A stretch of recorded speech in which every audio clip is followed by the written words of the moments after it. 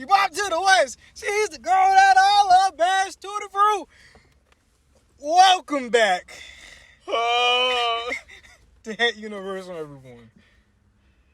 Sorry for the for my headphone users out there. That was quite loud, but I had to get back into the groove of introducing the episode because, well, it was your turn. It was my turn.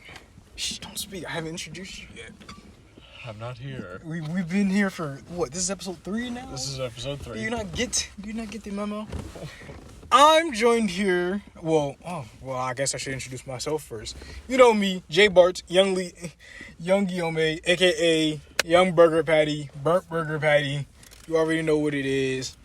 I'm here with my one and only co-host, Seth Kirshner. And well, it brings me joy to record this wonderful experience, Het Universum. This started off as a joke, by the way. We'll get to that in a later episode. But this will be the last mandatory astronomy-based episode of Het Universum. But we'll go more into depth about that at the end of the episode. That being said, today, Kirshner. Yes. We will be getting into 2 topics as per usual. Yes. Today, I will be bringing... I thought, hey, for our last mandatory astronomy-based episode, let's have some fun. So I brought some random space facts that you all might not know. And Kirshner, what will you be making our brains shrink and then expand with today? Well, last time we were together, you did about monkeys going into space. I got really angry. I got really passionate. And I thought to myself, monkeys are less than 1% of all animals on Earth. So I have now a list compiled and a timeline of every other animal ever sent to space that is not a monkey. Including the jellyfish? Jellyfish are on there too, yes. Oh, lovely. Alright, so let's get into it. So I guess I'll start off.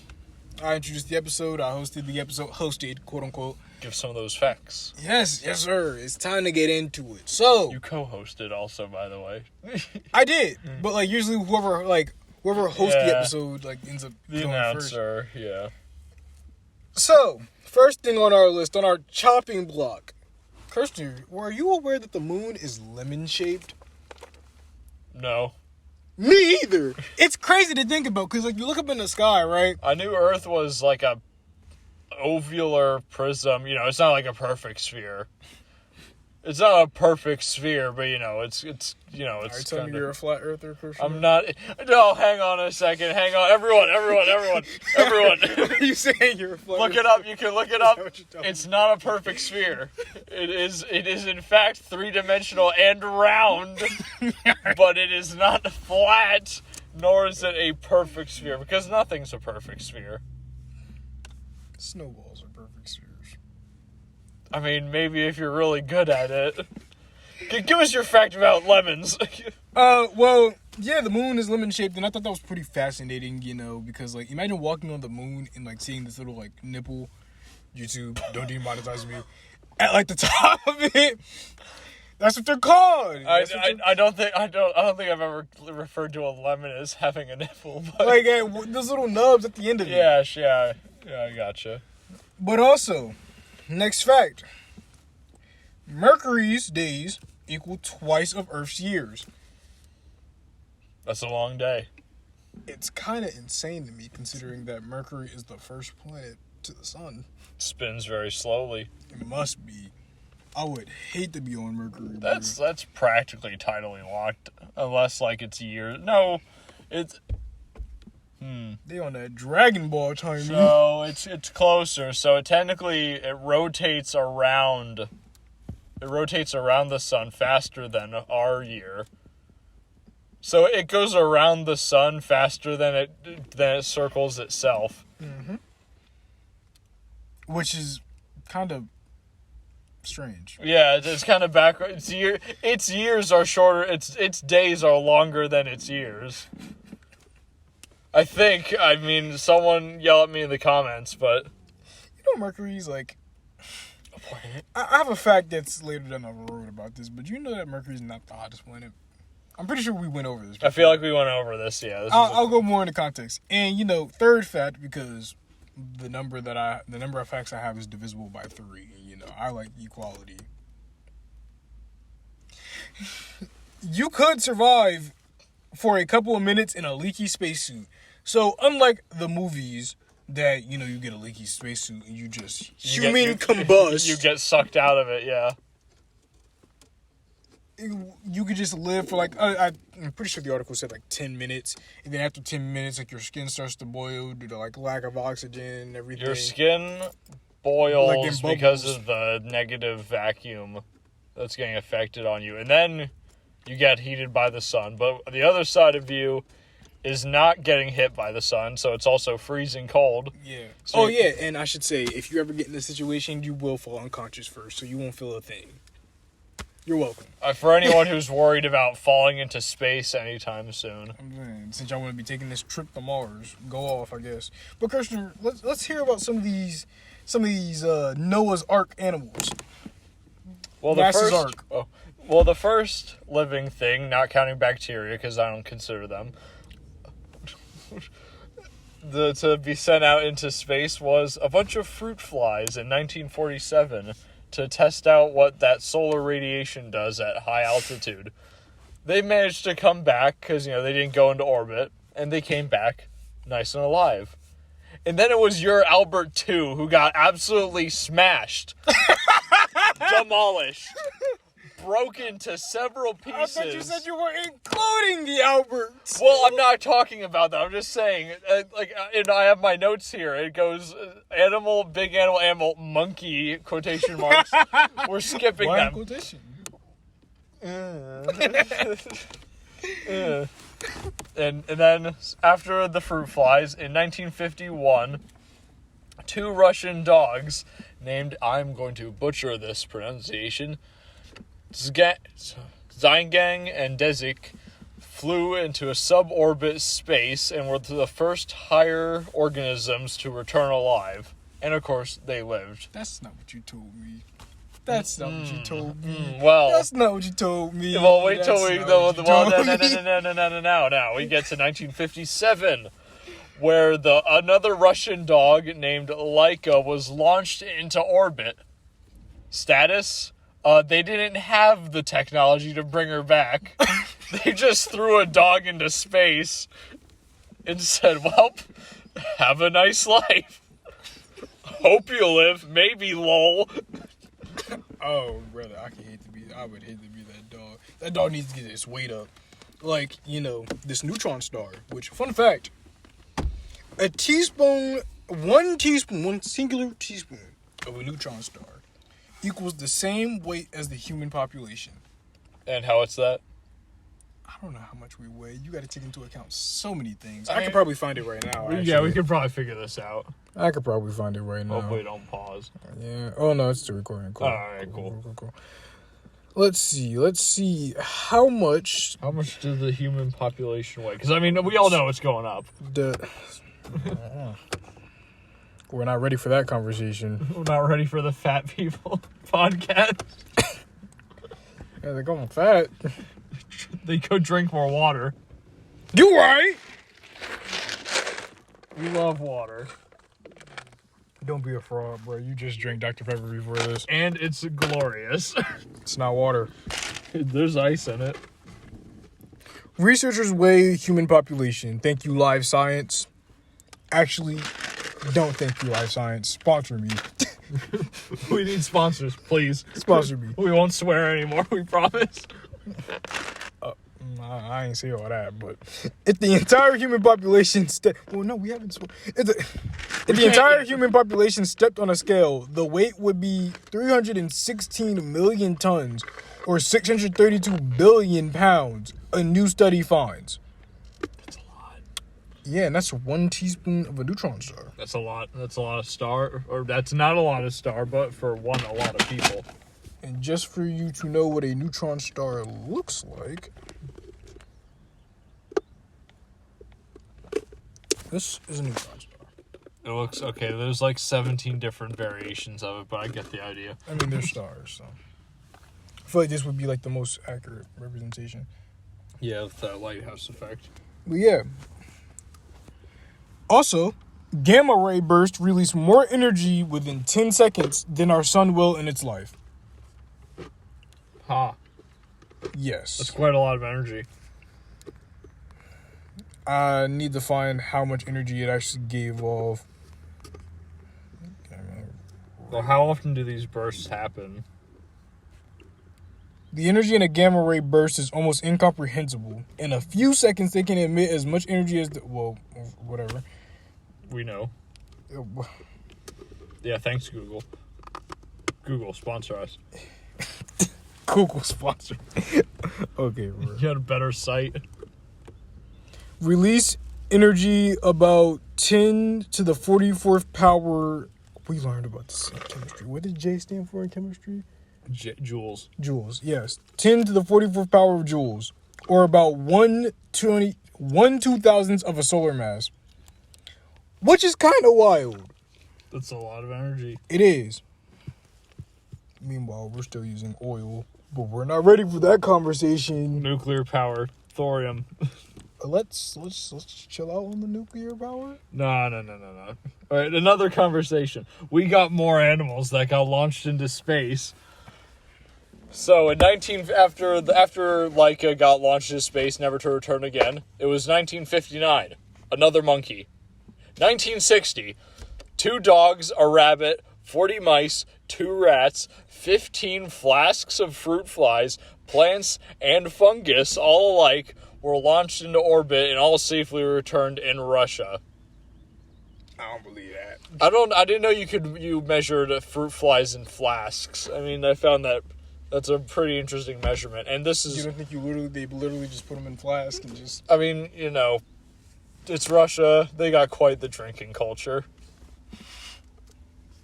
Russia sponsors. Putin, come on, man. Whoa. Yeah, I'm just saying, he's got to make some smart decisions, and the smart decision would be to sponsor us. I don't want none of that dirty money. Actually, let me stop before I get put on the list. 1961, a guinea pig was sent into orbit. It came back alive. No. What do you mean? What do you mean? What do you mean? They're saying this for the press. They're saying this for the press. No, they did. They literally sent a guinea pig. Even though they all were guinea pigs originally. Who is controlling this ship? For the controllers at the bottom of whatever. So not the guinea pig. Yeah, well, clearly not the guinea. What do you think this is? G-Force? Oh, we're going all the way back to what? 2011? It's a weird movie. In 1963, 14 cats were trained in France, but only one... Trained? Trained. 14 cats were trained to be able to live in a spaceship for a little bit of time, but only one was actually sent. And she went up I forget her name, but she went up into space, did a little bit of an orbit, and then landed safely on the ground, which she was immediately euthanized so they could study her brain.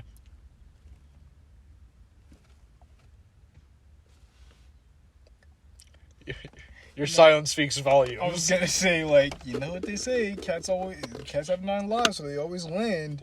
Well, they spent all 9 when they injected her with fluid. Pick it up. Pick it up. Well, what other facts do you have before I finish off the last of the 70s to now? Alright, so it's now time for the speed round. So, first, fact number 6. Neptune's only completed 1 orbit around the sun since we discovered it. And we discovered it, okay, well, damn. Probably a while ago we discovered it. Seeing as it's got the name Neptune. Some Roman god, or Greek. So that means, as far as we know, Neptune's only had 1 year. We're living in 2023, Neptune's living in AC1. Oh, AD. Whatever you want to consider it. 1 full year. But yeah. Next, the sun loses 1 billion kilos per second. So, think about that. When you're in the gym trying to get your weight up or trying to get your weight down, trying to slim down. Trying to slim, yeah. The sun is your biggest gym partner. He's losing all that weight. He is looking at you. He is looking at you from behind, from above. You know, the sun's putting in a lot of work. It's heating up our planet. Exactly. It's doing a lot. It's getting smaller. It's getting denser, and that's going to kill everything in a quite a large radius. And the sun is over here telling you, yo, you got this. Let me be your motivation. But it's kind of crazy, like 1 billion kilos. 1 billion kilos? That's wild. That's like 1 trillion lows. 1 trillion that's like 1 million grams. 1 trillion grams.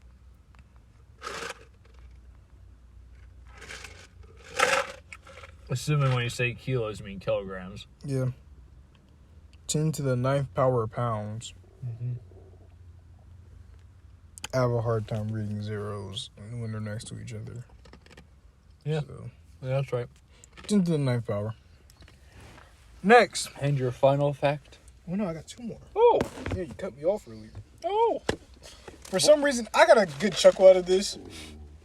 Venus spins backwards. And why's that? We don't know why. Okay. Just, What's backwards? Counterclockwise? yes. All right, fair enough. All right. Venus just Good for you, Venus. Good for you, Venus. Venus is the only planet that we discovered that just we know spins counterclockwise for some reason. Good job, Venus. And the last fact is Uranus. Yes, Uranus. YouTube. Pop off. Uranus is the coldest. Uranus is the coldest planet in our solar system. Which, if you understand basic science, you'd know that logically, the coldest planet in our solar system should be Neptune, because Neptune is the one that's farther out. Pluto would be the coldest if it was still a planet, I'd assume. If it's still a planet. Poor Pluto. Rest in peace, Pluto. But the craziest thing about that is I find it hilarious that the coldest planet is the second farthest from the sun, and the hottest planet is the second closest to the sun. Neither the closest planet to the sun or the farthest planet from the sun are the hottest and or coldest. Well, Uranus is the farthest planet from the sun. No, Neptune is. Wait a minute. Oh, okay, alright, I thought you were counting Pluto in that one. Neptune is. And that is just They're a bit chilly. a bit. Well, I guess I'll finish it up here, finishing off with that in 1968, two tortoises circled the moon. Circled? Yeah, they just went around the moon. Ah. And they landed safely, which is, to be fair, they have their own built-in crash gear. It's pretty simple for them to not die. Can't say the same about Albert. Nah, wow. Low blow. Crash gear can't protect from being filleted, Kirshner. Filleted by what? The heat coming in from you coming back into orbit. Well, they're fine. They're tortoises. All right. 1973, the first fish were sent into space, called mummy chogs. And they came back. They just want to see how they'd react. They kind of hit the walls a bunch.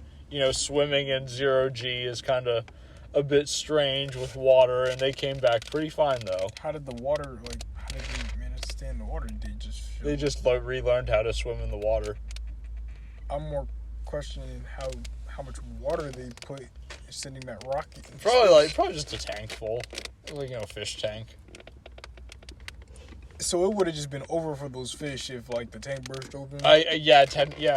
I mean, well, maybe. I mean, the water would probably just kind of float around in the shuttle, and the fish would probably just stay in the water. If they can. True, unless something bad happens. Next would be in 1985 when 10 newts with a few limbs removed were shoved into space along I'm sorry, with 10 what? 10 newts. Oh, okay. Newts. 10. All right, whatever you want to say sounds like that. Got sent into space. We're at 19 minutes here. We got to finish this up. Alright, so 10 newts were shoved into space with some of their limbs removed, as well as some sticky insect eggs, because they wanted to see how a newt's limbs would regrow in space. Because, if you can't regrow skin in space, I guess, I don't know what made them logically think that would be one. And then for a bit, shoving animals out into orbit kind of stopped. Until 2003, it kind of picked back up when the bugs, silkworms, garden orb spiders, carpenter bees, Japanese killifish, and Japanese killifish were all sent into the Columbia rocket. And if anyone knows about the Columbia rocket, it exploded and killed basically all of the crew members. But some of the animals were found in the debris alive. The spider. Yeah, probably the spider, yeah. No, because I remember because they found a web in there, and I was like... Yeah, the spider was doing pretty good for himself. Just like a cockroach. And then I'll finish this off with a fun fact. It's not truly an animal, but Barton, have you ever watched Sesame Street? Yes. As a child, are you aware with the animal, with the one character, he's quite a large bird? Yes. You could say he's a big bird, you could guess. Well, there was a rocket, and Sesame Street, they love educating children on all topics. And they were going to launch a certain rocket called the Challenger. And they wanted Big Bird to get onto this rocket. But they could not get the suit into the rocket. The suit was too big to get put into the Challenger. So they sent... When the kids still think Big Bird's for real. Well, Big Bird couldn't get his giant, large head into the space shuttle, so they sent a teacher up instead. And just like the Columbia, the Challenger exploded, and it killed about 7 of its crew members. So Big Bird was almost one of the casualties in the Challenger disaster of 19 something, I forget. Survivor's guilt is real, bro. Survivor's guilt. Well, Big Bird was never the same. At least he wasn't one of the animals that got absolutely destroyed. But I just think it's funny that apparently turtles, fish, and bugs, and even dogs have more life expectancy than monkeys when they go into space. I'm not surprised about the whole tortoises. If you ever seen It Chapter 2. Yeah, true. But, with that being said... As I said at the beginning of the video, this will be the last graded, episode of Het Universum. But, as you know, the universe is vast. Which means we will not, hopefully, we won't be stopping here. I've been talking to Kirshner a lot about it. We've got many topics, many things to discuss. We have many topics. I like how the timer on these has been increasing by maybe 5 minutes each episode. First one was 15, then it was 20, now we're aiming for 25 here. So, next episode, depending on what we feel like talking about, we're probably either it's going to be... It might be an episode, we graduate soon, so it might be an episode talking about our lovely professors. We talk about all the fun things and things we've heard. Or, Not slander. No slander. And although not promising anything, see, Kirsten, I never brought this up to you. I've been thinking maybe we can animate some of these episodes. I don't know how to animate. I do. Well, not animate, but stills, but whatever. But, look forward to some things we might talk about. We're still going to try to talk about astronomy sometimes, because, Het Universum, you have to kind of talk about the universe. Mm-hmm. You got astronomy, you got video games, you got stuff Kirshner likes, like Warhammer. He's going to teach you about Warhammer and music. We're going to be the 10th podcast to talk about Warhammer. Let's go. I'll also explain stuff about stuff that I may like Pokemon and other things. So, hey, look forward to that. And Danganhammer 40 Rampa. Oh, Danganronpa. Oh, brother. Look forward to that. Oh, my mom's going to love listening to that episode. Oh, no. Well, do you have any closing words? This has been great. Thank you for having us, Miss Magagna. We appreciate it. And those bonus points. Yes, we also appreciate those. If you can't, even if you can't watch every episode, hey, we'd appreciate it if you stick in every once in a while. hear what we're talking about, hear what life's going on. Hear us swear.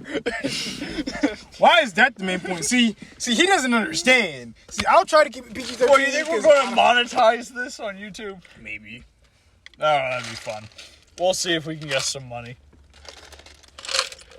We should probably upload these to Spotify, too. Maybe. We need to get a swear censor sound effect. We need our own. Do you have any fun instrument we could use? Not now, but we can discuss that off recording. All right, well.